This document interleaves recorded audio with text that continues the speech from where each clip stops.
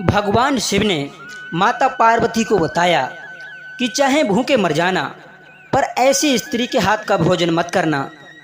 नमस्कार प्यारे श्रोताओं, सनातन सच्चा ज्ञान यूट्यूब चैनल में आपका एक बार पुनः स्वागत है। प्यारे श्रोताओं, आज की कहानी आपके लिए बहुत ही प्रेरणादायक है, जिसमें आज हम आपको बताएंगे कि वह कौन सी स्त्री है जिसके हाथ का भोजन कभी नहीं खाना चाहिए, और यदि मनुष्य ऐसी स्त्री के हाथ का बना हुआ भोजन खा लेता है तो वह बर्बाद हो जाता है। ये कहानी आपके लिए बहुत ही महत्वपूर्ण है। आपसे निवेदन है, आप हमारी इस कहानी के लिए ध्यानपूर्वक शुरू से लेकर लास्ट तक सुनना। चलिए प्यारे दर्शक भाइयों, आरंभ करते हैं आज की इस कहानी को। प्यारे श्रोताओं, एक समय की बात है, माता पार्वती भगवान शिव के साथ में कैलाश पर्वत पर बैठी हुई थीं। तो माता पार्वती ने भगवान शिव से कहा कि हे प्रभु, हमारे मन में 3 प्रश्न हैं और वो तीनों प्रश्नों के उत्तर जानने के लिए मैं बहुत व्याकुल हो रही हूँ।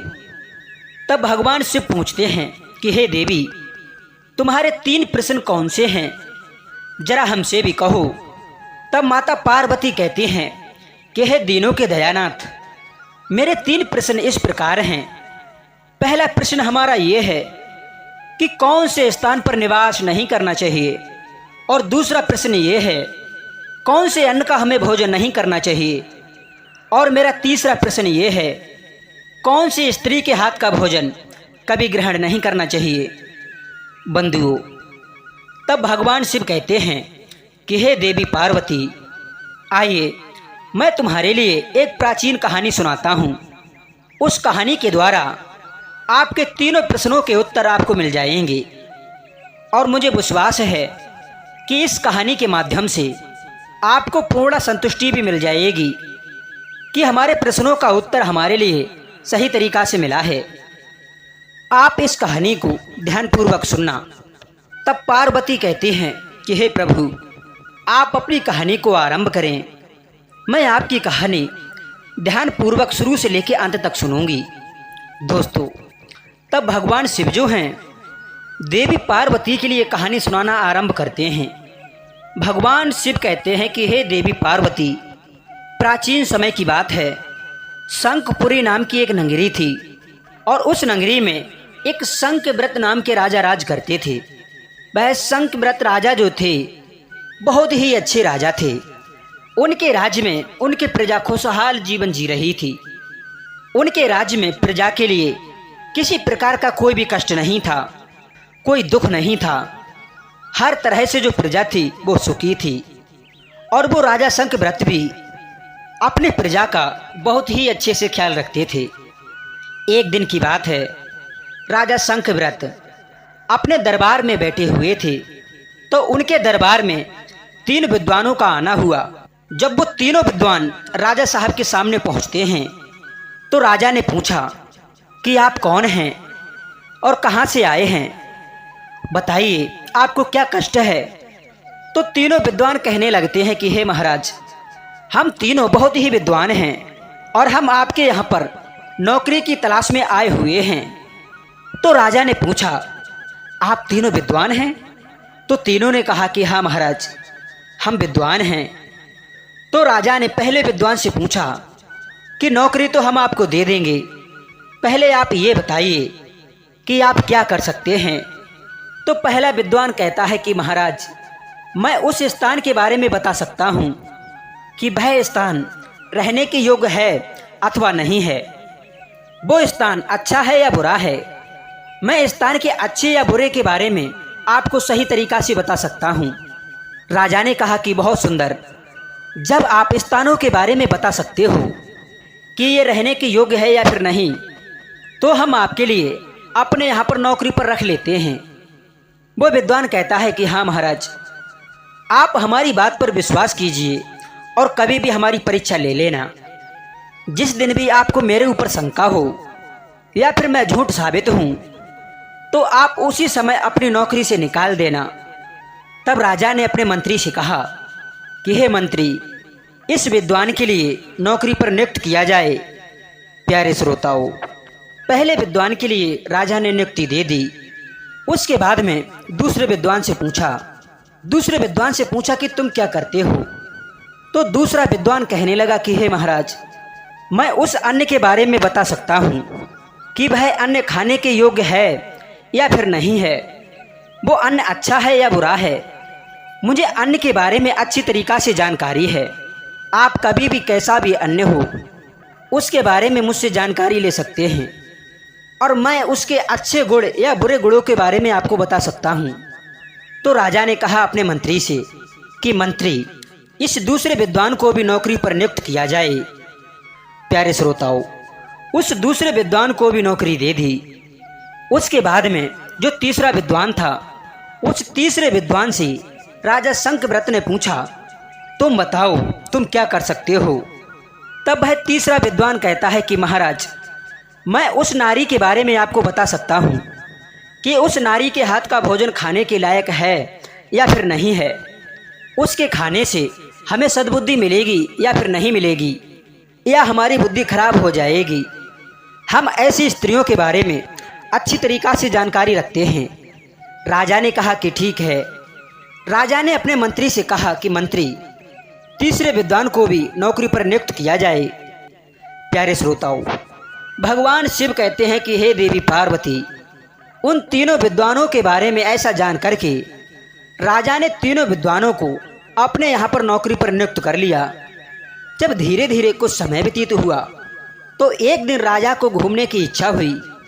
राजा जब घूमने के लिए जाता है तो राजा ने विचार किया कि वैसे तो हम जहाँ कहीं भी जाते हैं तो अपने साथ मंत्री को ले जाते हैं, लेकिन हमारे यहाँ पर जो पहला विद्वान है वह अच्छे या बुरे स्थान के बारे में जानकारी रखता है, तो अब की बार हम मंत्री को लेकर के नहीं जाएंगे, हम उसी विद्वान को लेकर के जाएंगे।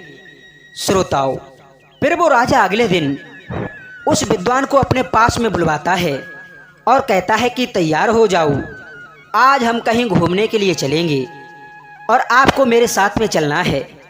वह पहला विद्वान जो था वो राजा के साथ में तैयार होकर के उनके साथ चल देता है। वो राजा उस विद्वान को लेकर के चलता ही चला गया, बहुत दूर निकल गया। एक जगह पर शाम हो गई, रात्रि होने वाली थी। राजा ने उस विद्वान से पूछा कि अरे विद्वान भाई, अब तो रात्रि होने वाली है, अब आगे चलना उचित नहीं है, इसलिए कहीं रुकने की व्यवस्था की जाए। तो उस विद्वान ने कहा कि चलो, आगे एक गांव दिखाई दे रहा है, उसी गांव में हम रात व्यतीत करेंगे और फिर दूसरे दिन को आगे को चलेंगे। उस विद्वान के कहने के अनुसार राजा जो था उस गांव की तरफ चल दिया और जैसे ही गांव के नज़दीक पहुंचा तो गांव के बाहर ही एक बहुत सुंदर आश्रम था, बहुत ही रमणीक स्थान बना हुआ था। वहाँ पर बहुत सुंदर झोपड़ी भी पड़ी हुई थी और उसी आश्रम पर एक भगवान शिव का मंदिर भी था। झोपड़ी को देख करके, वहाँ की रमणीक जगह को देख करके राजा कहने लगा कि हे विद्वान, हम गांव में नहीं रुकेंगे। गांव में जब रुकेंगे तो पता नहीं लोग हमारे बारे में क्या विचार करेंगे। ये रमणीक स्थान है, किसी महात्मा का आश्रम है, यहाँ पर भगवान शिव का मंदिर भी बना हुआ है और इससे अच्छी सुंदर जगह हमें कहीं नहीं मिलेगी। चलिए आज इसी झोपड़ी में ही अपनी रात व्यतीत करते हैं। दोस्तों, एक बात बताएं, प्राचीन समय में आश्रमों पर झोपड़ियां ही बनी हुआ करती थीं। विद्वान ने कहा कि ठीक है, जैसी आपकी इच्छा राजा साहब, आज आप इसी झोपड़ी में ही रात व्यतीत कर लें और अगले दिन आगे के लिए चलेंगे। श्रोताओं, भगवान शिव कहते हैं कि हे देवी पार्वती, तभी वह राजा उस विद्वान को लेकर के उस झोपड़ी में रात गुजारने के लिए वहीं पर ठहर जाता है। वहाँ पर अपने भोजन की व्यवस्था की, भोजन को बनाया खाया और सोने के लिए वो राजा और विद्वान उस झोपड़ी में लेट गए। इधर वह विद्वान और राजा दोनों लोग सो गए। राजा जब सो गया तो राजा जी को एक सपना होता है। राजा ने सपने में क्या देखा कि राजा अपनी माता की हत्या कर रहा है। ऐसा सपना देख करके राजा एकदम से फड़फड़ा करके उठा। अर्धरात्रि का समय था। तब राजा ने उस विद्वान को जगाया और उस विद्वान से कहा कि हे विद्वान, चलो हमें इसी समय अपने महल में वापस लौट जाना चाहिए। तो विद्वान ने पूछा, महाराज ऐसा क्यों, क्या बात है? हे राजा साहब, आपको क्या हुआ? तब राजा कहने लगे कि हे विद्वान, मैंने इस तरह का सपना देखा है कि मैं अपनी ही माता की हत्या कर रहा हूँ। मुझे लगता है कि राजमहल में जो हमारी माता हैं वो बहुत बड़े संकट में हैं, परेशानी में हैं, इसलिए हमें तुरंत ही महल में चल कर के देखना चाहिए। तब वो विद्वान कहता है कि हे राजा साहब, ये बात तो मैं बहुत पहले से ही जानता था। राजा ने पूछा कि हे विद्वान, तुम कैसे जानते थे? हमारे सपने के बारे में तुम्हें क्या पता था? तब वो विद्वान कहता है कि मुझे मालूम था कि तुम इस तरह का ही सपना देख रहे हो, जो तुम्हारे मन को उद्रिक्त करने वाला ये सपना है, जिस वजह से तुम व्याकुल हो गए और परेशान हो गए। राजा ने पूछा कि अरे विद्वान, तुम तो ये अच्छी तरह से जानते हो कि ये जगह रहने के लिए उचित है या फिर नहीं है, फिर मैंने ऐसा सपना क्यों देखा? ये बताइए, ये कैसी जगह है? तब वो विद्वान कहता है कि राजा साहब, मुझे इस जगह के बारे में पहले ही पता था कि आप इसी तरह का सपना देखने वाले हैं। तो राजा ने पूछा कि वो कैसे? तब वो विद्वान कहता है कि हे राजा साहब, ये जगह जो है ये पवित्र जगह नहीं है। बेशक ये एक संत का आश्रम है, यहाँ पर कोई है भी नहीं, लेकिन ये अपवित्र जगह है। राजा ने पूछा कि ये अपवित्र जगह कैसे है? तब वो विद्वान कहता है कि हे राजा साहब, कुछ समय पहले इसी जगह पर एक महात्मा जी रहा करते थे। उसकी एक वृद्ध माँ थी। अपनी वृद्ध माँ की सेवा भी किया करता था और इसी आश्रम पर अपनी माँ को रहा करता था। एक दिन किसी तरह से आवेश में आकर के उसी महात्मा ने अपनी माता की हत्या कर दी और इस आश्रम को छोड़कर के वो वहाँ से चला गया। इसलिए ये जगह पवित्र नहीं रही, ये आश्रम अपवित्र हो गया है। आप परेशान मत होइए, आपकी राजमाता संकट में नहीं हैं। आपकी राजमाता जो हैं वो अच्छी तरह से हैं। प्यारे श्रोताओं, तब राजा कहने लगा कि ठीक है विद्वान, मैं तुम्हारी बात को अच्छी तरह से समझता हूँ, लेकिन ये सच नहीं मानता कि तुम इस स्थान के बारे में जो बता रहे हो वो सच कह रहे हो या फिर झूठ बोल रहे हो। मैं कल सुबह ये बात गांव वालों से पूछूंगा। यदि गांव वालों ने कह दिया तो मैं समझ जाऊंगा कि तुम्हें स्थानों के बारे में अच्छी तरह से जानकारी है। प्यारे श्रोताओं, उसके बाद में वो राजा और विद्वान पुनः सो जाते हैं। सवेरा जब हुआ तो राजा और वह विद्वान उठते हैं अपने दैनिक क्रिया से निवृत्त होकर के। फिर वो राजा जो थे उस विद्वान को लेकर के गांव में जाते हैं। कुछ लोगों को वहां पर इकट्ठा करते हैं और उन गांव वालों से पूछते हैं कि भाइयों, ये आश्रम जिस पर मैंने रात गुजारी है कितना अच्छा है, कितना रमणीक है। भगवान शिव का मंदिर भी बना हुआ है, अच्छे अच्छे वृक्ष भी खड़े हुए हैं, फुलवारियां भी लहरा रही हैं, जिसमें पुष्प अपनी सुगंध छोड़ रहे हैं। लेकिन एक महात्मा के बगैर ये आश्रम सूना है, ऐसा क्यों है? यहाँ पर कोई संत क्यों नहीं रहता? दर्शक बंधुओं, भगवान शिव कहते हैं कि हे देवी पार्वती। तब गांव वालों ने राजा के लिए बताया कि हे राजा साहब, कुछ समय पहले की ही बात है, इस स्थान पर एक संत जी रहा करते थे। उन साधु की एक वृद्ध माँ थी। अपने वृद्ध माँ की सेवा किया करता था और इसी आश्रम पर रहा करता था। एक दिन क्रोध में आकर के उसने अपनी वृद्ध माँ की हत्या कर दी। उसने जब हत्या कर दी और हम लोगों को जब पता चला तो हम उस साधु को मारने के लिए उस स्थान पर गए, लेकिन साधु हमारे वहां पहुंचने से पहले ही वहां से फरार हो चुका था। मैंने उसकी मां का अंतिम संस्कार किया। उसी दिन से ये जगह जो है, ये आश्रम जो है, अपवित्र हो गया है। मेरे कभी इस आश्रम पर आने के लिए पैर नहीं पड़ते हैं। मैं कभी नहीं आता हूँ इस आश्रम पर, क्योंकि ये आश्रम अब दूषित हो चुका है। इस आश्रम पर हत्या हो चुकी है। श्रोताओं, उन गांव वालों के ऐसा कहने पर राजा को विश्वास हो चुका था कि ये वाकई में बहुत बड़ा विद्वान है। उसके बाद में राजा साहब ने उस विद्वान को धन्यवाद दिया। राजा ने फिर पहले विद्वान से पूछा कि आपने इस जगह के बारे में कैसे जान लिया कि यह जगह जो है अपवित्र है। तब वो पहला विद्वान कहता है कि राजा साहब, मैं आपको बताता हूँ कि जिस जगह पर जाते हैं तो उस जगह का प्रभाव हमारे ऊपर आरंभ हो जाता है। आप किसी मंदिर में जाएंगे तो आपके अंदर भक्ति का प्रभाव जागृत हो जाएगा। आप किसी संत के आश्रम पर जाएंगे तो वैसे ही विचार आपके अंदर जागृत होने लगेंगे। आप किसी शराब खाने में जाएंगे तो आपके अंदर वैसे ही विचार अपना प्रभाव दिखाने लगेंगे। और आप किसी वेश्या के यहाँ पर जाएंगे तो आपके अंदर वैसे ही वेश्या वाले विचार, वैसे ही वासना वाले विचार आपके ऊपर अपना प्रभाव जमा लेंगे।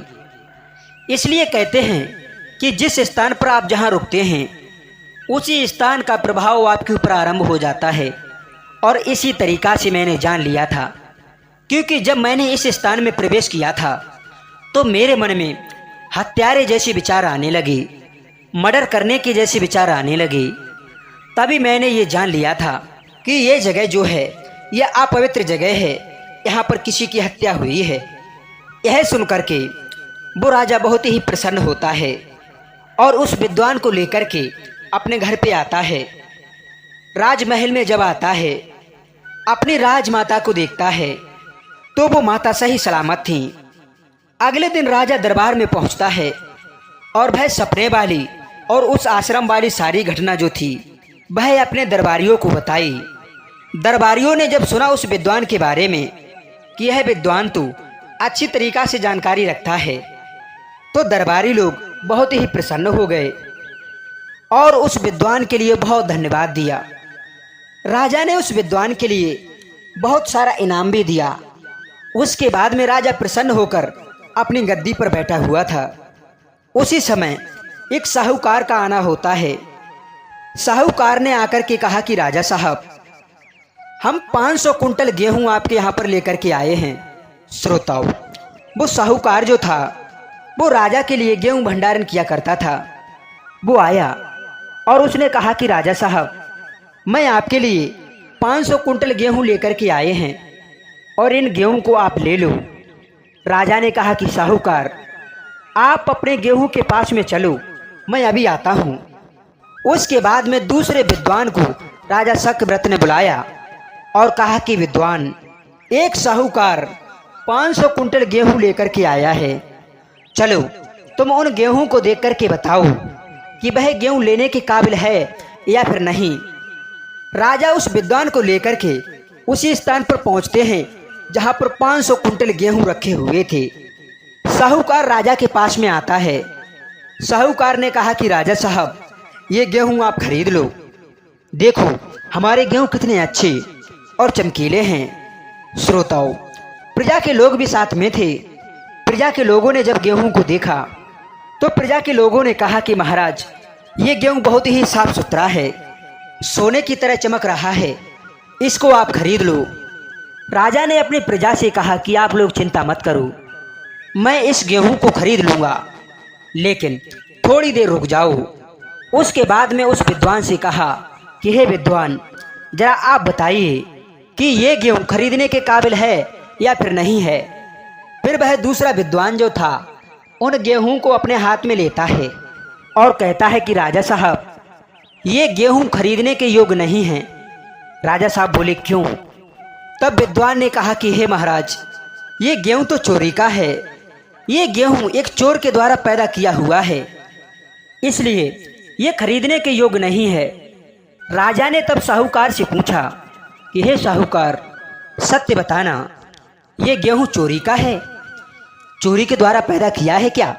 साहूकार कहने लगा कि हे राजा साहब, आप कैसी बातें कर रहे हो? मेरे यहाँ पर 1000 बीघा जमीन है और हजारों कुंटल गेहूं पैदा होता है। मेरे यहाँ पर कोई चोरी का गेहूं नहीं है, ना तो मैं कहीं से चोरी का बीज लाया हूँ ताकि उस बीज से ये गेहूं पैदा हुआ हो। ऐसी कोई बात नहीं है, मेरा ये गेहूं चोरी का नहीं हो सकता, मेरी बात पर विश्वास करो। राजा ने उस विद्वान से पूछा कि विद्वान, क्या तुम झूठ बोल रहे हो? ये साहूकार सत्य बोल रहा है, ये तो बोल रहा है कि यह अनाज चोरी का नहीं है। तब उस विद्वान ने कहा कि राजा साहब, नहीं, ये आपका साहूकार झूठ बोल रहा है, इससे पुनः पूछो। तब राजा ने फिर से पूछा कि साहूकार, सत्य बताओ कि ये गेहूं चोरी का है, क्या ये एक चोर के द्वारा पैदा किया हुआ है? झूठ मत बोलना, तुम जानते हो कि झूठ बोलने की सज़ा फांसी हो सकती है। और जब फांसी के बारे में सुना तो साहूकार घबरा गया। वो हाथ जोड़ करके कहने लगा कि महाराज, ये विद्वान गलत नहीं कह रहा है, ये विद्वान सच बोल रहा है। हाँ, ये एक चोर के द्वारा ही पैदा किया हुआ अनाज है। राजा ने पूछा कि वो कैसे? तब उस साहूकार ने कहा कि महाराज, एक जेल से एक चोर फरार होकर के और वो मेरे घर पे आ गया। उसने सारी घटना मुझे बताई और मुझसे कहा कि आप अपने यहाँ पर मुझे रख लो, मैं आपके घर पर काम करूँगा। मुझे कुछ भी नहीं चाहिए, केवल 2 वक्त की रोटी चाहिए। मुझे 2 वक्त की रोटी खिलाते रहना, पूरे दिन मैं आपके यहाँ पर काम करूँगा। मैंने उसको अपने घर पर रख लिया और उसी की मेहनत से, उसी के द्वारा ये गेहूँ पैदा हुआ है। ये सारा गेहूँ उसी ने पैदा किया है, इसलिए ये एक चोर के द्वारा ही पैदा किया हुआ धन है। ये सुनकर के राजा बड़ा प्रसन्न हुआ और उस साहूकार से कहा कि हे साहूकार, ये गेहूँ अब तुम वापस ले जाओ, तुम्हारे इस गेहूँ को मैं नहीं खरीद सकता। साहूकार उस गेहूँ को लेकर के वापस चला जाता है।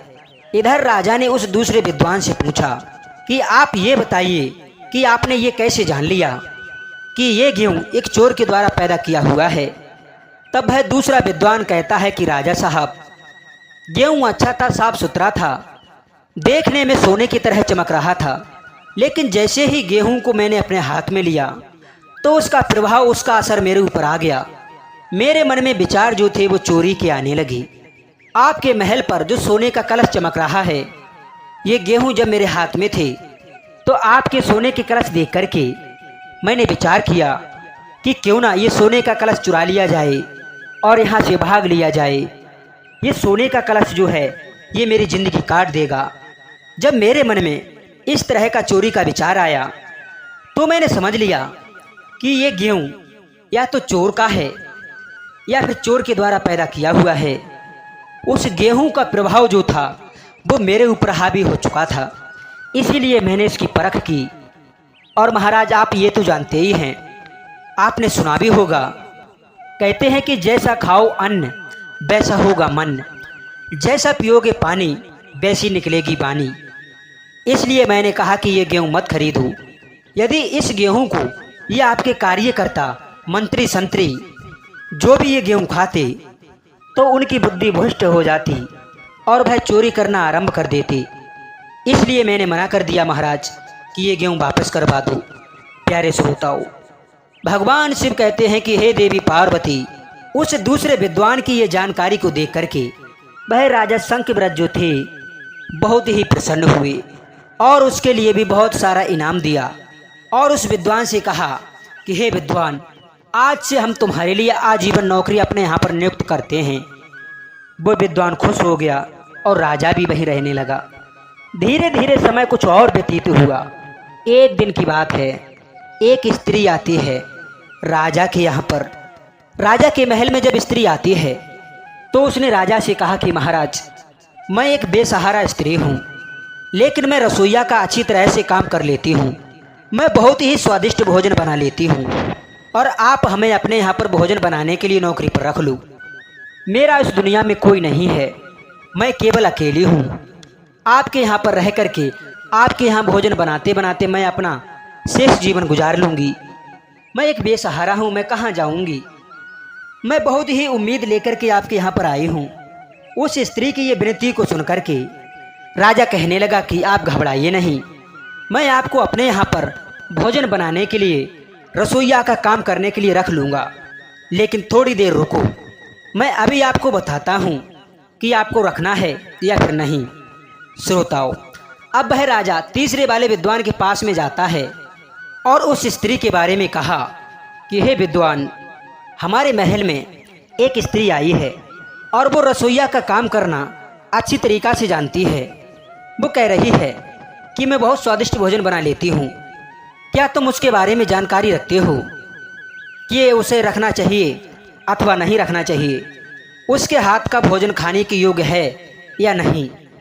तब वह विद्वान कहता है कि राजा साहब, ऐसे नहीं, आज रसोई घर में उसके ही हाथों से भोजन बनवाओ और भोजन बनाने के बाद में मैं उस भोजन को चाखूंगा और चाखने के बाद में तब बताऊंगा कि उस स्त्री के हाथ का भोजन खाने के योग्य है या नहीं है, उसे नौकरी पे रखना उचित है या फिर नहीं है। दोस्तों, वही हुआ। राजा साहब उस स्त्री से जाकर के कहते हैं कि आज रसोई घर में जाकर के हमारे लिए, हमारे सभी कार्यकर्ताओं के लिए तुम ही भोजन बनाओगी और उस भोजन को हम लोग खाएंगे और खाने के बाद में फिर हम ये फैसला करेंगे कि तुम्हें नौकरी पर रखना है या नहीं रखना है। श्रोताओं, ये सुनकर के वो स्त्री जो थी बहुत प्रसन्न हो गई और राजा से आज्ञा लेने के बाद में रसोई घर में जाती है और बहुत ही स्वादिष्ट वो स्त्री भोजन तैयार करती है। पूरे दिल से, पूरे मन से, तन मन लगा करके उसने भोजन को तैयार किया। इधर राजा के लिए सूचना भिजवाई। राजा साहब को बुलवाया गया। राजा से कहा कि महाराज, आप और अपने कार्यकर्ताओं को ये भोजन ग्रहण करवाइए, उसके बाद में मेरे लिए आप बताइए कि ये भोजन स्वादिष्ट है या फिर नहीं। दोस्तों, वही हुआ। राजा ने तीसरे वाले विद्वान को बुलवाया और तीसरे वाले विद्वान से कहा कि भोजन तैयार है, अब आप इस भोजन को टेस्ट कर कर के आप बताओ, इसे खा कर के बताओ कि इस स्त्री के हाथ का ये भोजन खाने के योग्य है या नहीं। श्रोताओं, भगवान शिव कहते हैं कि हे देवी पार्वती, वह तीसरा जो विद्वान था, उस स्त्री के हाथ का बना हुआ भोजन जो दिखने में बड़ा ही अच्छा लगता था, खाने में भी बहुत स्वादिष्ट था। जब उस विद्वान ने उस भोजन को चाखा और चाख करके कहा कि हे राजा साहब, माफ़ करना, ये भोजन जो है इस स्त्री के हाथ का जो बना हुआ है, अर्थात मेरे कहने का तात्पर्य ये है कि इसके हाथ का ये भोजन खाने के योग्य नहीं है। यदि इसके हाथ का भोजन आपने और आपके कार्यकर्ताओं ने खाया तो उनकी बुद्धि जो है बिल्कुल भ्रष्ट हो जाएगी और आपके राजमहल में कुछ भी हो सकता है। आपकी लड़की के साथ, आपकी रानी के साथ कुछ भी हो सकता है। इसका जिम्मेदार फिर मैं नहीं हूँगा। इसलिए इस स्त्री के हाथ का भोजन खाने के योग्य नहीं है, इसको यहाँ से वापस भेज दो। प्रिय दर्शकों, तब वह राजा उस स्त्री से कहता है कि मैं आपको अपने यहाँ पर नौकरी पर नहीं रख सकता, आप हमारे यहाँ से चली जाओ। वो बेचारी उदास चेहरा को लेकर के वो स्त्री वहाँ से चली जाती है। फिर राजा ने अपने मंत्री संतरी सभी कार्यकर्ताओं के समक्ष ही उस तीसरे वाले विद्वान से पूछा, आप ये बताओ कि आपने ये कैसे जान लिया कि इस स्त्री के हाथ का भोजन खाने के योग्य नहीं है। तब वह तीसरा विद्वान कहता है कि महाराज, मुझे क्षमा करना, मैंने इस प्रकार से जाना, जैसे ही मैंने उसके हाथ का बना हुआ भोजन चाखा तो मेरी बुद्धि जो थी, मेरा दिमाग जो था, वो वासना की ओर चला गया। मेरी दृष्टि आपके घर में जो आपकी सुंदर बेटी है, मैंने उसको देखा। मैंने विचार किया कि इस राजा की लड़की से मैं विवाह करूंगा, इससे रंग रलियां मनाऊंगा, चाहे कुछ भी हो जाए, चाहे इसके लिए मुझे फांसी क्यों ना हो जाए, लेकिन आपकी लड़की के साथ में विषय करने के लिए, भोग करने के लिए मेरे मन में विचार आने लगी। इस प्रकार से मैंने समझ लिया कि ये स्त्री जो है ये वैश्या है, वैश्या प्रवृत्ति की है। ये वासना की हवस में आकर के अपने शरीर का सौदा करवाती है, पता नहीं कैसे कैसे लोगों से ये भोग करती है। इस प्रकार से मेरे विचार जो थे वो दूषित हो गए और मेरी समझ में आ चुका था कि इस स्त्री के हाथ का भोजन खाने के योग्य नहीं है। यदि इस स्त्री के हाथ का बना हुआ भोजन आपके कार्यकर्ता और आपके ये प्रजा के लोग खा लेते तो उनकी बुद्धि भ्रष्ट हो जाती। आपकी लड़की के लिए भी ये लोग कुछ भी कर सकते थे, आपकी रानियों के लिए भी आपके ये कार्यकर्ता कुछ भी कर सकते थे, क्योंकि ये भोजन खाने के बाद में वासना के मन में पागल हो जाते। प्यारे दर्शक बंधुओं, उस तीसरे विद्वान की इस बात को सुनकर के, जानकारी को देख करके राजा बहुत ही प्रसन्न हो गया। उसके लिए भी बहुत सारा पुरस्कार दिया और कहा कि हे विद्वान, मैं तुम्हारी इस जानकारी पर बहुत ही खुश हूँ और आज के बाद मैं तुम्हें आजीवन नौकरी के लिए अपने यहाँ पर आमंत्रित करता हूँ। भगवान शिव कहते हैं कि हे देवी पार्वती, इस प्रकार से उस राजा शंखव्रत ने उन तीनों विद्वानों के लिए आजीवन अपने यहाँ नौकरी पर रख लिया। हे देवी पार्वती, अब तो तुम जान ही गई होंगी, तुम्हारे तीनों प्रश्नों का उत्तर इस कहानी के माध्यम से आपको मिल चुका होगा कि किस स्त्री के हाथ का भोजन मनुष्य के लिए नहीं करना चाहिए। जो स्त्री वासना अग्नि को शांत करने के लिए उल्टे सीधे काम कर रही हो, पराये मर्दों के साथ में भोग कर रही हो, तो उस स्त्री के हाथ का भोजन जो भी पुरुष खाता है तो वह बर्बाद हो जाता है, उसकी बुद्धि भ्रष्ट हो जाती है, उसका पूरा जीवन बर्बाद हो जाता है। इसलिए हे देवी पार्वती, ऐसी स्त्री के हाथ का बना हुआ भोजन कभी भी मनुष्य के लिए नहीं खाना चाहिए। दोस्तों, माता पार्वती इस कहानी को सुनने के बाद में उनके तीनों प्रश्नों का हल, उनके तीनों सवालों का हल सही उनके लिए मिल जाता है और वो संतुष्ट हो जाती हैं। तो प्यारे दर्शक भाइयों, उम्मीद करते हैं कि ये कहानी आपको ज़रूर पसंद आई होगी।